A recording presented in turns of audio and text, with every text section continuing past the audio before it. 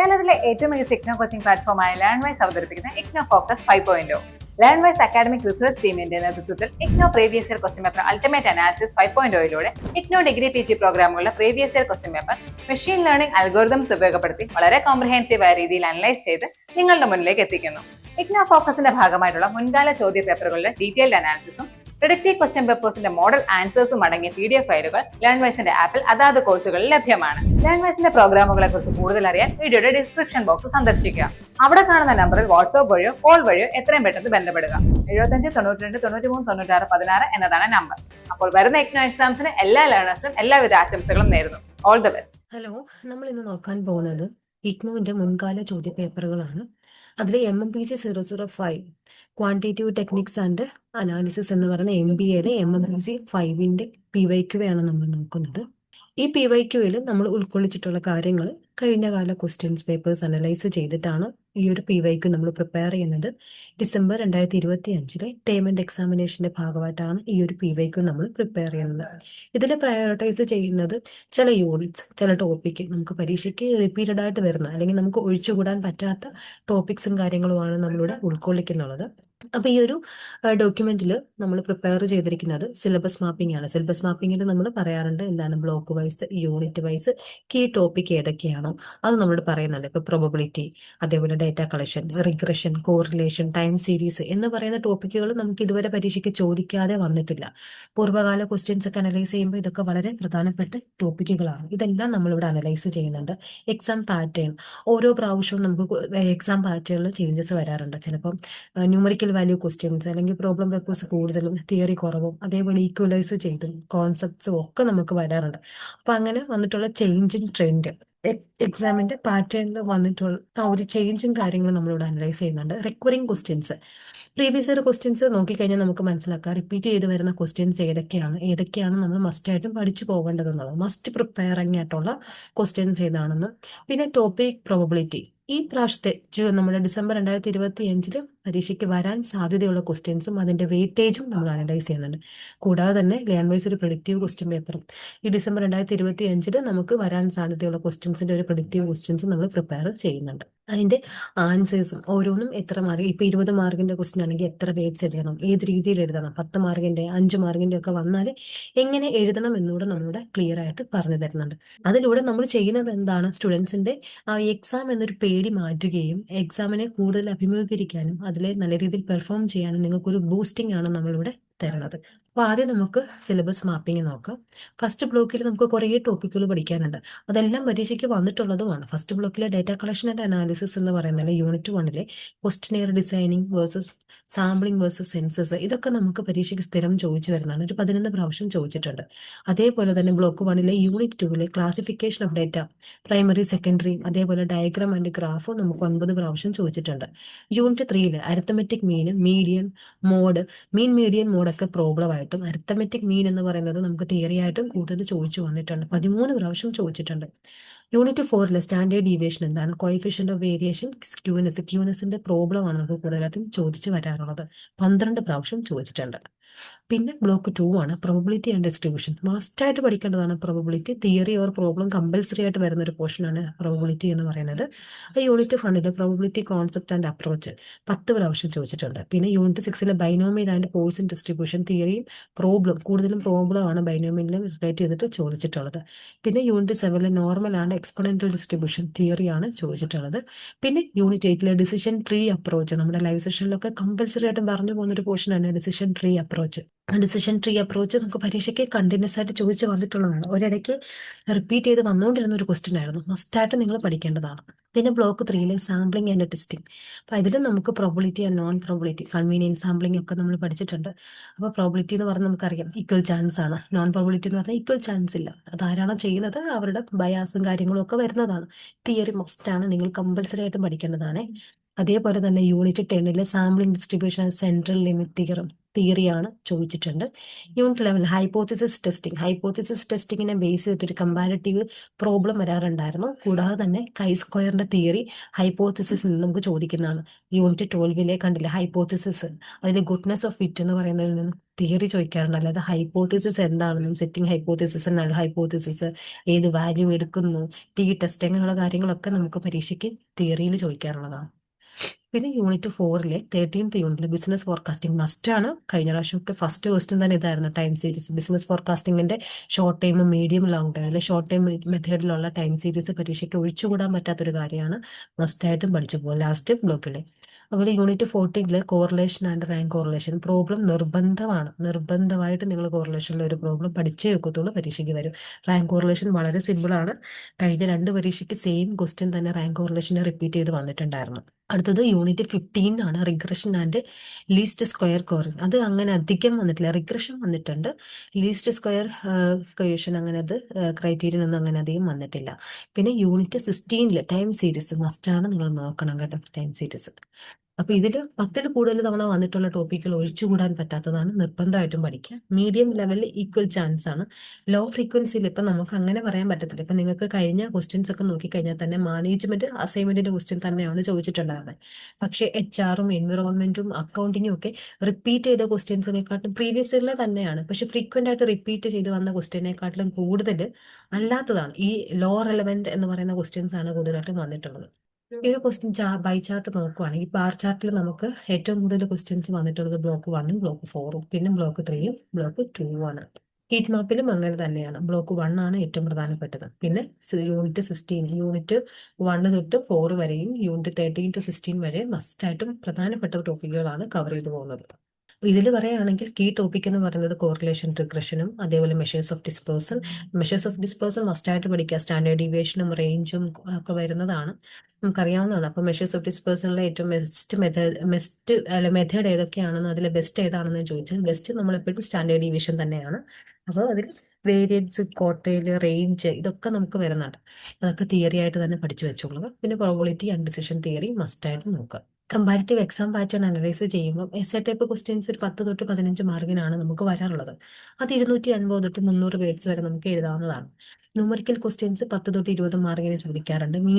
മീൻ മീഡിയനൊക്കെ 10 മാർക്കിനും കോറിലേഷനും chi square probability ഒക്കെ 20 മാർക്കിനും ചോദിച്ചു വരുന്നുണ്ട്. അതൊരു ഫുള്ളി വർക്ക് സൊല്യൂഷൻ ആണ്. പ്രോബ്ലം എഴുതുമ്പോൾ ആൻസർ അവസാനം കൃത്യമായിട്ട് കിട്ടിയില്ല എങ്കിൽ പോലും സ്റ്റെപ്സ് അത്ര എഴുതി വരുമ്പോൾ തന്നെ നമുക്ക് മാർക്ക് കിട്ടും. ഷോർട്ട് നോട്ട്സ് ചോദിക്കാറുണ്ട്, 5 തൊട്ട് 10 മാർക്കിന് ചോദിക്കാറുണ്ട്. 80 തൊട്ട് 120 വേർഡ്സ് വരെയാണ് എഴുതേണ്ടത്. കേസ് ബേസ്ഡ് കാര്യങ്ങൾ 10 തൊട്ട് 15 മാർക്കിനാണ് ചോദിക്കാറുള്ളത്. അതേ പറഞ്ഞത് നമ്മുടെ കൈ സ്ക്വയർ ഹൈപ്പോത്തിസിസ് ആണ് കൂടുതലും കേസ് സ്ക്വയർ ബേസിൽ വരാറുള്ളത്. നമ്മളൊരു ഡിസിഷൻ എടുക്കുകയാണ്, ഐദർ ഹൈപ്പോത്തിസിസ് അല്ല ഓൾട്ടർനേറ്റീവ് ഹൈപ്പോത്തിസിസ് അക്സെപ്റ്റ് ചെയ്യുന്ന രീതിയിൽ നമ്മൾ ചെയ്തു കൊടുക്കേണ്ടി വരാറുണ്ട്. അടുത്ത ഡേറ്റ ഇന്റർപ്രിട്ടേഷൻ ആൻഡ് ഗ്രാഫിക്കൽ ഒരു 5 തൊട്ട് 10 മാർക്കിന് വരെ ഷോർട്ട് ന്യൂമറിക്കൽ ആൻസേഴ്സ് ഒക്കെ ആയിരിക്കും ഇവിടെ ചോദിക്കുന്നത്. പിന്നെ ടോപ്പ് 5 ക്വസ്റ്റ്യൻ ഫോർമാറ്റ് പറയണം. നമ്മൾ പറഞ്ഞ കാര്യങ്ങൾ തന്നെ ഇവിടെ ഒന്നുകൂടെ ഒന്ന് റിപ്പീറ്റ് ചെയ്യുന്നു എന്നേ ഉള്ളൂ. പിന്നെ മാർക്കിന്റെ ഡിസ്ട്രിബ്യൂഷൻ ആണ്. ബ്ലോക്ക് 1 ഡേറ്റ കളക്ഷൻ ആൻഡ് അനാലിസിസിൽ നിന്നും 22 ഒരു ആവറേജ് ആണ്. 100-ൽ ഒരു 22 മാർക്ക്, അല്ലെങ്കിൽ 22% മാർക്ക് നമുക്ക് എക്സ്പെക്ട് ചെയ്യാൻ പറ്റുന്ന ബ്ലോക്ക് 1 നിന്നും. ബ്ലോക്ക് 2 നിന്നും 25%, ബ്ലോക്ക് 3 നിന്നും 28, ബ്ലോക്ക് 4 നിന്നും 25% ക്വസ്റ്റ്യൻസ് നമുക്ക് എക്സ്പെക്ട് ചെയ്യാവുന്നതാണ്. ഈ ഒരു ട്രെൻഡിൽ നമ്മൾ നോക്കുവാണെങ്കിൽ നമുക്ക് കണ്ടാലറിയാം ന്യൂമറിക്കലായിട്ടുള്ള എസ് എ ടൈപ്പ് ക്വസ്റ്റ്യൻസ് കുറഞ്ഞു വരികയാണ്, പക്ഷേ പ്രോബ്ലം ടൈപ്പ് ക്വസ്റ്റ്യൻസ് കൂടി വരികയാണ്. പിന്നെ ഷോർട്ട് അല്ലെ അപ്ലൈഡ് ഡിസിഷൻസ് ബേസ്ഡ് ആയിട്ടുള്ളത് ഈക്വൽ ആയിട്ടും ഷോർട്ട് നോട്ട്സ് കമ്പൽസറി ആയിട്ടും ക്യൂറ്റിയിൽ ഉണ്ടാവും. നിങ്ങൾ ഇഗ്നോയിൽ ജോയിൻ ചെയ്തിട്ടുള്ള ഒരാളാണോ, അല്ലെങ്കിൽ ഇഗ്നോയിൽ ജോയിൻ ചെയ്ത് ഡിഗ്രിയോ PG നേടണമെന്ന് ആഗ്രഹിക്കുന്ന ഒരാളാണോ? ആണെങ്കിൽ നിങ്ങൾക്ക് വേണ്ടിയുള്ളതാണ് ലേൺവൈസ് പ്ലാറ്റ്ഫോം. കേരളത്തിലെ ഏറ്റവും മികച്ച ഇഗ്നോ സപ്പോർട്ട് പ്ലാറ്റ്ഫോമായ ലേൺവൈസിന്റെ സഹായത്തോടു കൂടി രാജ്യത്തെ ഏറ്റവും മികച്ച, ഏറ്റവും ക്രെഡിബിൾ ആയിട്ടുള്ള ഡിസ്റ്റൻസ് എഡ്യൂക്കേഷൻ യൂണിവേഴ്സിറ്റി ഇഗ്നോയിൽ നിന്ന് ഡിഗ്രി, PG, MBA ഒക്കെ നേടാം. 36ഓളം വരുന്ന പ്രോഗ്രാമുകൾ നിങ്ങൾക്ക് ഫസ്റ്റ്, സെക്കൻഡ്, തേർഡ്, ഫോർത്ത് ഇയറിന് ആവശ്യമായിട്ടുള്ള എല്ലാ സപ്പോർട്ടും ലേൺവൈസിൽ അവൈലബിൾ ആണ്. തങ്ങളുടെ എല്ലാ ലേണേഴ്സിനും കൃത്യമായ മെന്റർഷിപ്പോട് കൂടി കോംപ്രിഹെൻസീവായ ഒരു ഡിഗ്നിഫൈഡ് ലേണിംഗ് എക്സ്പീരിയൻസ് ഉറപ്പാക്കുന്ന ലേൺവൈസിന്റെ സവിശേഷതകൾ നിങ്ങൾക്ക് ഇവിടെ കാണാം. ലേൺവൈസിൽ മുൻപ് പഠിച്ചവരുടെ, നിലവിൽ പഠിച്ചുകൊണ്ടിരിക്കുന്ന ലേണേഴ്സിന്റെയും എക്സ്പീരിയൻസസ് അറിയുന്നതിനായി എത്രയും പെട്ടെന്ന് തന്നെ ലേൺവൈസിന്റെ യൂട്യൂബ് ചാനൽ സന്ദർശിക്കാം. അവിടെ നിങ്ങൾക്ക് ധാരാളം വീഡിയോസ് കാണാനാവും. കൂടുതൽ വിവരങ്ങൾക്കായി താഴെ കൊടുക്കുന്ന നമ്പറിൽ കോൾ വഴിയോ വാട്സ്ആപ്പ് വഴിയോ ബന്ധപ്പെടുക. ഇപ്പൊ ന്യൂമറിക്കൽ ഡൊമെയിൻ ആയിട്ടുള്ളത് ഏറ്റവും കൂടുതൽ ക്വസ്റ്റ്യൻ 40 ഒരു എന്താണ് 100 നോക്കിയ ഒരു 40% ക്വസ്റ്റ്യൻസും പ്രോബ്ലം ആയിരിക്കും. ബാക്കി കമ്പാരിസണും അതേപോലെ പ്രൈമറി സെക്കൻഡറി ഡേറ്റ തമ്മിലുള്ള കമ്പാരിസണോ അതേപോലെ തന്നെ ഉള്ള കമ്പാരിസൺ ബേസ്ഡ് ക്വസ്റ്റ്യൻസും ഒക്കെ ബാക്കി 60% വരുന്നുണ്ടാവും. പ്രിപ്പറേഷൻ ടിപ്പാണ് പറഞ്ഞത്. ന്യൂമറിക്കൽ ക്വസ്റ്റ്യൻസിന് എപ്പോഴും ഒരു 85 മിനിറ്റ് 45% മാർക്ക് വരുന്നത് അതിൽ നിന്നായതുകൊണ്ട് ഒരു 3 മണിക്കൂർ ദൈർഘ്യമുള്ള പരീക്ഷയിൽ 85 മിനിറ്റ് അതിനു വേണ്ടി കൊടുക്കുക. പിന്നെ എസ് എ ടൈപ്പ് ക്വസ്റ്റ്യൻസിന് ഒരു 55 മിനിറ്റ്, ഷോർട്ട് നോട്ട്സ് ഒക്കെ എഴുതാനായിട്ട് ഒരു 40 മിനിറ്റ്, കേസ് ആപ്ലിക്കേഷൻ ക്വസ്റ്റ്യൻസിന് ഒരു 25. മാർക്ക് നോക്കുവാണെങ്കിൽ 45% മാർക്ക് പ്രോബ്ലം പേപ്പേഴ്സിനായിരിക്കും, 25% എസ് എ ക്വസ്റ്റ്യനും, ഷോർട്ട് നോട്ട്സിന് 20, അതേപോലെ കേസ് ആപ്ലിക്കേഷൻസിനൊക്കെ ഒരു 10% വരുന്നുണ്ടാവും. അടുത്തത് 10 റിപ്പീറ്റിംഗ് ആയിട്ടുള്ള ക്വസ്റ്റ്യൻസ് നോക്കുവാണെങ്കിൽ define arithmetic mean, explains mathematical properties 10 തവണ വന്നിട്ടുണ്ട്. Compute and interpret the correlation കോഎഫിഷ്യൻ between 2 variable 9 പ്രാവശ്യം വന്നിട്ടുണ്ട്. Explain standard deviation and it importance as A measures of variation 9 പ്രാവശ്യം. Explain the decision tree approach under the decision theory 8 പ്രാവശ്യം ചോദിച്ചിട്ടുണ്ട്. Describe the probability theory and it's different approach 10 പ്രാവശ്യം. Explain the hypothesis testing procedure with suitable example 2 പ്രാവശ്യം ചോദിച്ചിട്ടുണ്ട്. Discuss the application of business forecasting, അത് short medium time സീരീസും index നമ്പറും ഒക്കെ വരുന്നതാണ്, അത് 7 പ്രാവശ്യം ചോദിച്ചിട്ടുണ്ട്. Explain കൈസ്ക്വയർ testing four independence and goodness of it 6 പ്രാവശ്യം. Differentiate between probability and non probability 7 പ്രാവശ്യം. Explain regression analysis and least square criteria 8 പ്രാവശ്യം ചോദിച്ചിട്ടുണ്ട്. ഇത്രയാണ് വളരെ പ്രധാനപ്പെട്ട 10 ക്വസ്റ്റ്യൻസ് എന്ന് പറയുന്നത്. പിന്നെ ഫ്രീക്വൻസി ടേബിൾ ആണ്, ഓരോ ക്വസ്റ്റ്യനും ഓരോ ബ്ലോക്കിൽ എത്ര പ്രാവശ്യം വന്നിട്ടുണ്ട്, എത്ര മാർക്ക് എന്നാണ്. അരിത്തമെറ്റിക് മീൻ ബ്ലോക്ക് 1 യൂണിറ്റ് 3 10 പ്രാവശ്യം 12 മാർക്കോളം വന്നിട്ടുണ്ട്. കോറിലേഷൻ കോഎഫിഷ്യന്റ് ബ്ലോക്ക് 4 യൂണിറ്റ് 40 9 പ്രാവശ്യം 15 മാർക്കിന്റെ ബേസിസിൽ. സ്റ്റാൻഡേർഡ് ഡീവിയേഷൻ ബ്ലോക്ക് 1 യൂണിറ്റ് 4 9 പ്രാവശ്യം 12 മാർക്കോളം. Decision tree approach block 2 unit 8 8 പ്രാവശ്യം 15 മാർക്കോളം. പ്രോബിലിറ്റി തിയറി ബ്ലോക്ക് 2 യൂണിറ്റ് 5 8 പ്രാവശ്യം 12 മാർക്കിന് ബേസിസിൽ. ഹൈപ്പോത്തസിസ് ടെസ്റ്റിംഗ് ബ്ലോക്ക് 3 യൂണിറ്റ് 11 8 തവണ ചോദിച്ചിട്ടുണ്ട്, 15 മാർക്കോളമാണ് വന്നിട്ടുള്ളത്. പിന്നെ ബിസിനസ് ഫോർകാസ്റ്റിംഗ് ബ്ലോക്ക് 4 യൂണിറ്റ് 13 7 പ്രാവശ്യം 12 മാർക്കിന്റെ ബേസിസിലാണ് ചോദിച്ചിട്ടുള്ളത്. ഹൈസ്പർ ടെസ്റ്റ് ബ്ലോക്ക് 3 യൂണിറ്റ് 12 6 പ്രാവശ്യം 15 മാർക്കിനോളം ചോദിച്ചിട്ടുണ്ട്. സാമ്പിളിംഗ് മെത്തേഡ് ബ്ലോക്ക് 3 യൂണിറ്റ് 9 7 പ്രാവശ്യം 10 മാർക്കോളം എക്സ്പെക്ട് ചെയ്യുന്നു. റിഗ്രഷൻ അനാലിസിസ് ബ്ലോക്ക് 4 യൂണിറ്റ് 15 8 പ്രാവശ്യം 15% മാർക്കോളം. ഈ ഒരു വിഷ്വൽ ഇതിൽ നോക്കുവാണെങ്കിൽ എല്ലാം റിപ്പീറ്റ് ചെയ്താണ്, പുതിയതായിട്ടുള്ള ക്വസ്റ്റ്യൻസ് ഒന്നും അങ്ങനെ വന്നിട്ടില്ല. പ്രീവിയസ് ഇയർ ചോദിച്ച ക്വസ്റ്റ്യൻസ് മാത്രമാണ് ഈ തന്നിരിക്കുന്ന എല്ലാം. അപ്പൊ ഈ പറഞ്ഞിരിക്കുന്ന ഇത്രയും കാര്യങ്ങൾ മസ്റ്റായിട്ട് നമ്മൾ പഠിച്ചു പോവാം. പിന്നെ പ്രാക്ടീസ് ചെയ്യുമ്പോൾ എപ്പോഴും ഒരു 5 മിനിറ്റ് അല്ലെങ്കിൽ ഒരു ഓരോ ക്വസ്റ്റ്യനും വേണ്ടി ഒരു 5 മിനിറ്റ് നമ്മൾ സ്പെൻഡ് ചെയ്യുക. എന്നിട്ട് അതിന്റെ ഷോർട്ട് നോട്ട്സും കാര്യങ്ങളൊക്കെ എങ്ങനെ എഴുതണം എന്നുള്ളൊരു സ്ട്രക്ചറൈസ് ചെയ്യുക. പിന്നെ എല്ലാം നമ്മളൊരു പോയിന്റ്സ് ആക്കി, ഇനിയിപ്പോൾ ലാസ്റ്റ് ടൈമിൽ പറഞ്ഞിട്ട് നമുക്ക് കാര്യമില്ല, പക്ഷെ എന്നാലും ശരി QT ഒക്കെ തിയറി നേരത്തെ പഠിച്ചിട്ട് പ്രോബ്ലമാണ് പരീക്ഷയുടെ സമയത്ത് പഠിക്കേണ്ടത്. കാരണം നമ്മൾ വീക്കിലി കോളൊക്കെ ചെയ്യുമ്പോൾ സ്റ്റുഡൻസിനോട് പറയാറുണ്ട്, പ്രോബ്ലം ഇപ്പൊ പഠിക്കേണ്ട, തിയറി പഠിക്കും. കാരണം നേരത്തെ പ്രോബ്ലം പഠിച്ചാൽ ഇതേ എഫേർട്ട് തന്നെ പരീക്ഷയുടെ തലേദിവസം നമ്മൾ കൊടുക്കേണ്ടി വരും. അതുകൊണ്ട് പരീക്ഷയോട് അടുത്ത് വരുന്ന ദിവസങ്ങളിൽ പ്രോബ്ലംസ്, ഇപ്പം നാളെയാണ് നമുക്ക് പരീക്ഷ വരുന്നത്, അപ്പം ഇന്നും നാളെ രാവിലെ ആയിട്ടൊക്കെ പ്രോബ്ലം എല്ലാം റിവൈസ് ചെയ്യുക, ഇക്വേഷൻസ് ഒക്കെ നോക്കി വെക്കുക. തിയറി നേരത്തെ പഠിച്ചു വെച്ചാൽ ഓർത്ത് വെക്കുക, നമുക്കൊന്ന് റിവൈസ് ചെയ്താൽ മതി. പ്രോബ്ലം എപ്പോഴും റിവൈസ് ചെയ്താൽ കിട്ടത്തില്ല, നമ്മൾ ചെയ്ത് തന്നെ പഠിക്കേണ്ടി വരും. പിന്നെ പ്രോബിലിറ്റി ആൻഡ് പ്രൊഡിക്ഷൻ ആണ്. ബ്ലോക്ക് 1 നിന്നും unit 3 arithmetic mean and property 90% വരാൻ സാധ്യതയുള്ളതാണ്. അതേപോലെ block 1 unit 4 standard deviation and coefficient of variation 85% വരാൻ സാധ്യതയുള്ളതാണ്. Unit 1 questionnaire designing and primary data method 55%.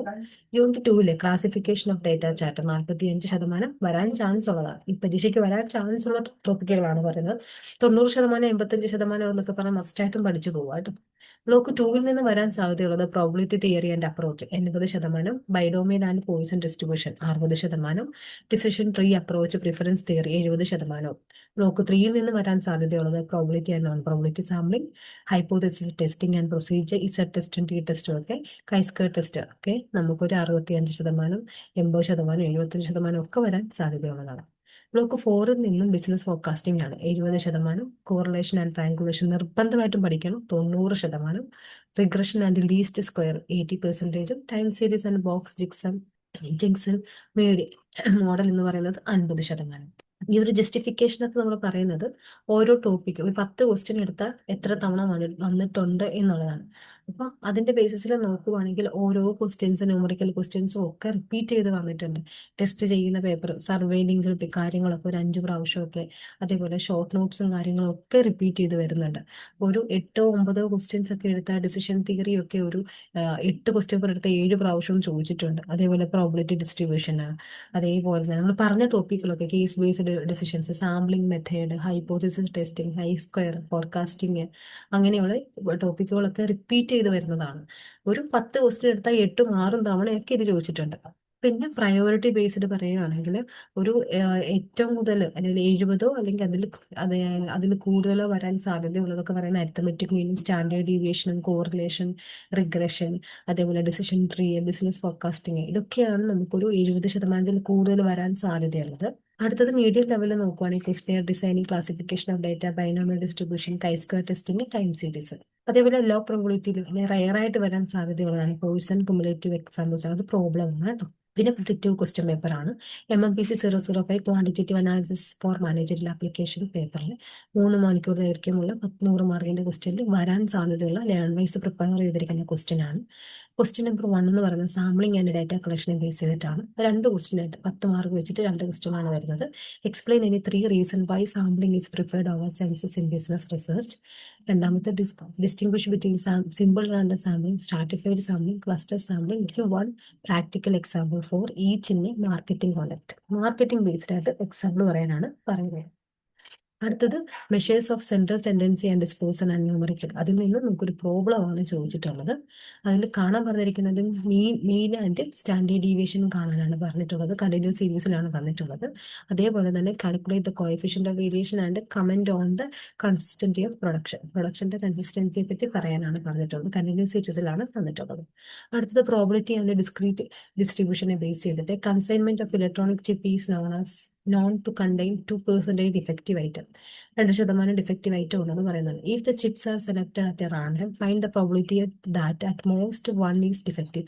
8 chip എടുത്താൽ അതിൽ ഒരെണ്ണം ഡിഫക്റ്റീവ് ആവുന്ന രീതി എങ്ങനെ കണ്ടുപിടിക്കുമെന്ന്. For a large number of such 8 chip sample what is the expected number of sampling in which exactly 2 chips are defective out of 500 sampling selected. അതൊരു probability ആണെന്നുള്ളൊരു question ആണ് മൂന്നാമത്തേത്. നാലാമത്തേത് കോറിലേഷൻ ആൻഡ് റിഗ്രഷൻ ആണ്, പ്രോബ്ലം ആണ്. അതിൽ Pearson correlation coefficient മെത്തേഡിൽ കാണാനാണ് പറഞ്ഞിട്ടുള്ളത്. അഞ്ചാമത്തേത് സാമ്പിളിംഗ് ആൻഡ് ഹൈപ്പോത്തിസിസ് ടെസ്റ്റിംഗ് ആണ്. അത് ഹൈപ്പോത്തിസിസ് ടെസ്റ്റിംഗിൽ നമ്മളൊരു ഡിസിഷൻ ബേസ്ഡ് ആയിട്ടുള്ള കാര്യങ്ങളാണ് ഇവിടെ ചെയ്യാൻ പറഞ്ഞിട്ടുള്ളത്. പിന്നെ കൈ സ്ക്വയർ ടെസ്റ്റ് ആണ് തന്നിട്ടുള്ളത്. ഇൻഡിപെൻഡന്റ് വേരിയബിളിനെ വെച്ചിട്ടുള്ള കൈ സ്ക്വയർ ടെസ്റ്റ് ആണ് തന്നിട്ടുള്ളത്. 6ാമത്തെ ക്വസ്റ്റ്യൻ. 7ാമത്തേത് ടൈം സീരീസ് ആൻഡ് ഫോർകാസ്റ്റിംഗിനെ ബേസ് ചെയ്തിട്ട് ഒരു പ്രോബ്ലം ആണ് തന്നിട്ടുള്ളത്. ലീനിയർ ട്രെൻഡ് കാണാനാണ്. ഇത് അധികം അങ്ങനെ പരീക്ഷയ്ക്ക് ചോദിച്ചു നമ്മൾ കണ്ടിട്ടില്ല. ഇത് എല്ലാം തന്നെ പ്രോബ്ലം ബേസ്ഡ് ആണ്. തിയറി എന്തുകൊണ്ട് വന്നില്ല എന്ന് ചോദിച്ചാൽ തിയറി ചോദിക്കാത്തത് നിങ്ങൾ പ്രോബ്ലം ചെയ്ത് പഠിക്കാൻ വേണ്ടിയിട്ടാണ് ലേൺ വൈസ് തിയറി. കാരണം തിയറി നമുക്കറിയാം, നമ്മൾ ലൈവിലും അല്ലാതെ മെന്റേഴ്സും ഒക്കെ നിങ്ങളോട് പറഞ്ഞിട്ടുണ്ടാവും തിയറി ഏത് നോക്കണം എന്നുള്ളത്. പക്ഷെ പ്രോബ്ലം കൂടുതൽ ഫോക്കസ് ചെയ്ത് പഠിക്കാൻ വേണ്ടിയിട്ടാണ് പ്രൊഡിക്റ്റീവിനകത്ത് പ്രോബ്ലംസ് അറേഞ്ച് ചെയ്തിരിക്കുന്നത്. ഓക്കെ, നല്ല രീതിയിൽ നിങ്ങളിത് ചെയ്ത് നോക്കുക. നിങ്ങൾ ഇതിൽ തന്നിരിക്കുന്ന 8 ക്വസ്റ്റ്യൻസിലെ ഏതെങ്കിലും 3 കോറിലേഷനും കൈ സ്ക്വയറും ഒക്കെ നിർബന്ധമായിട്ടും ചെയ്തു പോവുക. നിങ്ങൾക്ക് വളരെ ഹെൽപ്ഫുൾ ആയിരിക്കും. പിന്നെ എന്തെങ്കിലും ഡൗട്ട്സ് ഉണ്ടെങ്കിൽ ചോദിച്ച് ക്ലിയർ ചെയ്ത് നല്ല രീതിയിൽ എക്സാം എഴുതാനായിട്ട് ശ്രമിക്കുക. യാതൊരുവിധ ടെൻഷനും വേണ്ട. നമുക്ക് ഇൻ കേസ് നമ്മൾക്ക് ഈ ഒരു എക്സാം എഴുതുന്നതിൽ എന്തെങ്കിലും ബുദ്ധിമുട്ടോ നഷ്ടങ്ങളോ വരികയാണെങ്കിൽ നമുക്കത് റിപ്പീറ്റ് ചെയ്യാവുന്നതാണ്. കോൺഫിഡൻ്റ് ആയിട്ട് പോയി എക്സാം അപ്രോച്ച് ചെയ്യാം. All the best. Thank you. വീട്ടിലിരുന്ന് ഡിഗ്രി PG പഠിക്കാം. ഇന്ത്യയിലെ ഏറ്റവും മികച്ച ഇഗ്നോ സപ്പോർട്ട് പ്ലാറ്റ്ഫോമായ ലേൺവൈസിന്റെ സഹായത്തോടെ രാജ്യത്തെ ഏറ്റവും മികച്ച ഡിസ്റ്റൻസ് എഡ്യൂക്കേഷൻ യൂണിവേഴ്സിറ്റിയായ ഇഗ്നോയിൽ നിന്നും ഡിഗ്രി അല്ലെങ്കിൽ PG നേടാം. കൂടുതൽ വിവരങ്ങൾക്കായി എത്രയും പെട്ടെന്ന് സ്ക്രീനിൽ കാണുന്ന നമ്പറിൽ വാട്സ്ആപ്പ് വഴിയോ കോൾ വഴിയോ ബന്ധപ്പെടുക.